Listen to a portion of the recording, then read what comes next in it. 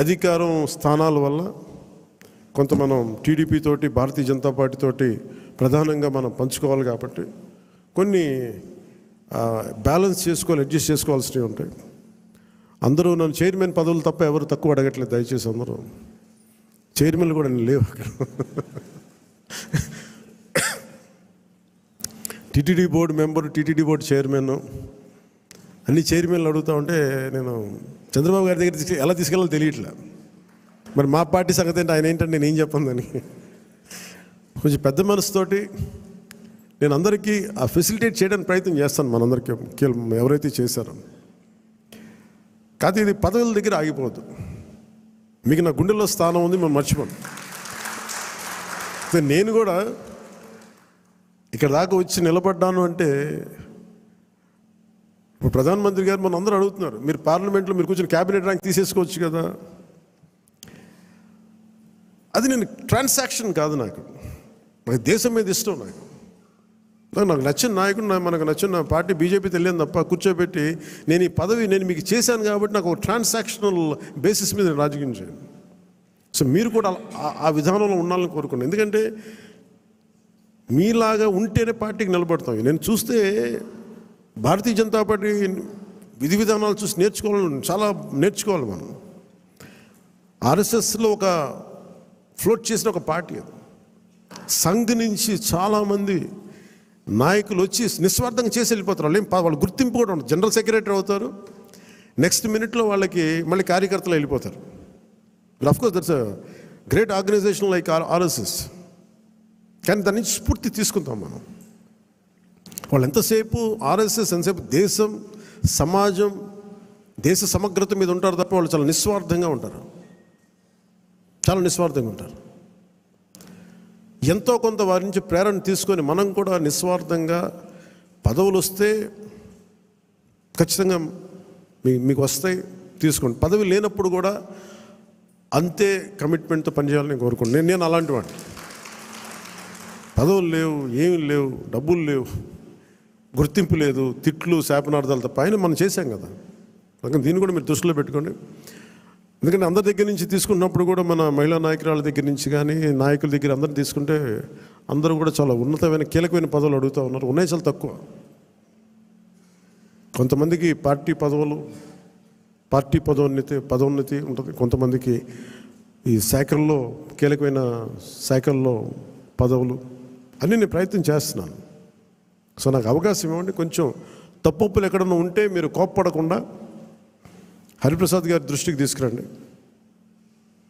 నాగబాబు గారి దృష్టికి తీసుకురండి, మిగతా ముఖ్య నాయకుల దృష్టికి తీసుకురండి.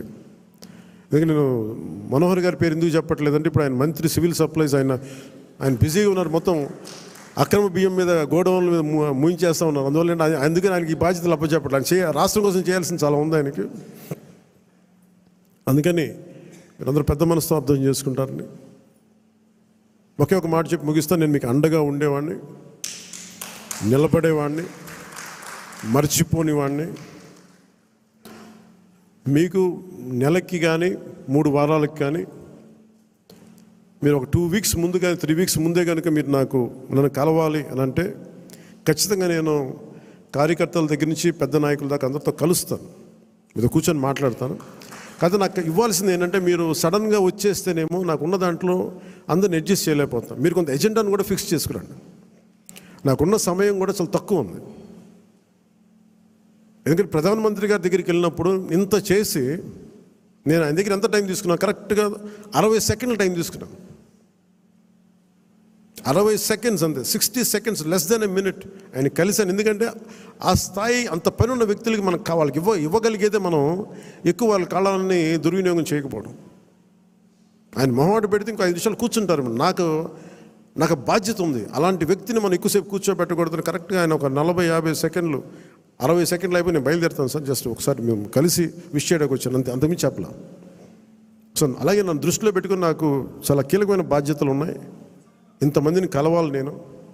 అందుకని మీరందరినీ దృష్టిలో పెట్టుకొని ఏం మాట్లాడదలుచుకున్నారో, ఏమి కావాలో స్పష్టంగా చెప్పండి. మీరు నా కోసం పనిచేశాను, మీరు నన్ను గుర్తించండి అలా కాకుండా మీరు మనస్ఫూర్తిగా మీ కోరిక చెప్పండి. నాకు ఇలాంటి పదవి కావాలని కోరుకున్నాను చెప్పండి. అది కమిటీకి ఇస్తాను నేను. ఆ కమిటీ కూడా కొన్ని నియమావళి పెట్టాను నేను. ఎలా చేశారు, ఏం చేశారు, పార్టీకి ఎంత చేశారు, కార్యకర్తలతో ఎలా మమేకమయ్యారు, ఇవన్నీ దృష్టిలో పెట్టుకొని వాళ్ళకి ఇవ్వాల్సిన గుర్తింపు ఆ బేరీ చేసుకుని ఇప్పించేస్తాను. కానీ మీరు ఒక స్టీవ్ జాబ్స్ గుర్తుపెట్టుకోండి, ఏదైనా కావాలంటే అడగాలి, మీరు అడగాలి. అడిగితే నేనేం చెప్తానంటే నేను ఫస్ట్ దాన్ని నో చెప్పను ఎవరికి. చాలామంది నా దగ్గరికి వచ్చి చైర్మన్స్ కావాలి, టీటీడీ చైర్మన్ కావాలని కనీసం ఒక 50 మంది అడిగారు ఇప్పటికి నన్ను. ఒకటే ఫస్ట్ ఇంక సంతోషం, మా ఇంట్లో వాళ్ళు ఒకళ్ళు అడగలేదు, అందుకని ఆనందంగా అనిపిస్తుంది. అంటే గతంలో వైసీపీ వాళ్ళకి మనకు కూడా ఇంట్లో వాళ్ళు వచ్చేసి మొత్తం బంధువులు అందరూ పనిచేసుకుని అంటే భయం వేసింది. మా ఇంట్లో వాళ్ళు కూడా అడుగుతారు కానీ సంతోషంగా ఎవరు అడగల. అందుకని నాగబాబు గారి పేరు వచ్చింది, అందుకని అంటున్నాను ఈ మాట. మేబీ మా నాగబాబు గారికి అలాంటి కోరికలు లేవు. ఆయన నిరాకారాన్ని ప్రార్థించే వ్యక్తి.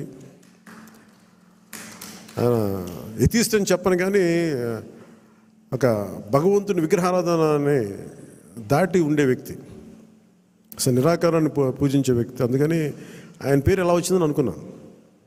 చాలా ప్రతిదీ కూడా మీరు అడగండి, నేను దానికి నో చెప్పను, నేను పరిశీలిస్తాను. ఒకవేళ ఇవ్వలేని పక్షంలో ఎందుకు ఇవ్వలేదో, ఏమి చేయగలమో నేను మనస్ఫూర్తిగా మీకు మనసు ఇప్పి మన నాయకుల ద్వారా చెప్పిస్తాను. లేదంటే కొన్ని పరిస్థితులు నేనే చెప్తాను. అందుకని దీని పెద్ద మనసుతో మీరు అందరూ అర్థం చేసుకొని మీరు అడగడం అయితే అస్సలు మీరు ఇబ్బంది పడదు, మీరు అడగండి మనస్ఫూర్తిగా. ఎందుకంటే నాకు ఏదైనా కావాలని నేను అడుగుతాను. కాదు నేను ఎప్పుడు నా స్వార్థాన్ని నేను ఏమడగను, నాకు పదం అడగను. కానీ నేనేమంటానంటే నాకు ప్రధానమంత్రి గారిని అడుగుతాను. ఇప్పటిదాకా ఏం అడగలేదు ప్రధానమంత్రి గారిని, ఖచ్చితంగా అడుగుతాను. రాష్ట్ర 5 కోట్ల మంది ప్రజల కోసం అడుగుతాను. ఇప్పుడు స్టీల్ ప్లాంట్ని ప్రైవేటీకరణ చేయకుండా పాసిబిలిటీ ఉందా అడుగుతాను. అలాగే మనకి విశాఖలో రైల్వే జోన్ కావాలి, అవన్నీ అడుగుతాను. అలాగే మనకి ఒక 20 లక్షల మందికి ఉద్యోగాలు రావాలని మన కూటమి ప్రభుత్వం అనుకుంటే దానికి తగ్గట్టుగా సర్వీస్ సెక్టర్ని ఎంత డెవలప్ చేయొచ్చు, ఇలాంటివన్నీ అడుగుతాను. పదవి అనేది మనకి బాధ్యత అవ్వాలి, కానీ అది ఒక ఫ్యాషన్ స్టేట్మెంట్, ఒక అలంకారం అవ్వకూడదు. ఎందుకంటే చాలామంది అడుగుతున్నప్పుడు నాకు ఉన్న ఇబ్బంది ఏంటంటే సబ్జెక్ట్ నాలెడ్జ్ లేకుండా. ఇప్పుడు నేను పొల్యూషన్ నేను తీసుకున్నా, కానీ అటవీ శాఖ తీసుకున్నా, పర్యావరణం తీసుకున్నా, పంచాయతీరాజ్ శాఖ తీసుకున్నా, నేను వచ్చి ఇప్పుడు నేర్చుకోలేదు. నేను కనిపించడం మీకు పొలిటికల్గా న్యూస్ లేదంటే ఒక నాయకుడిగా కనిపించవచ్చు, కానీ పబ్లిక్ పాలసీని చాలా లోతుగా అధ్యయనం చేసి వచ్చినవాడిని నేను లాస్ట్ 20 yearsలో. ఖాళీగా ఏం లేను నేను. సో అందుకు నాకు రివ్యూస్ నాకు తేలిగ్గా ఉంది. నాకు నేను అధికారంలో లేనప్పటికీ, పరిపాలన అనుభవం లేనప్పటికీ కూడా.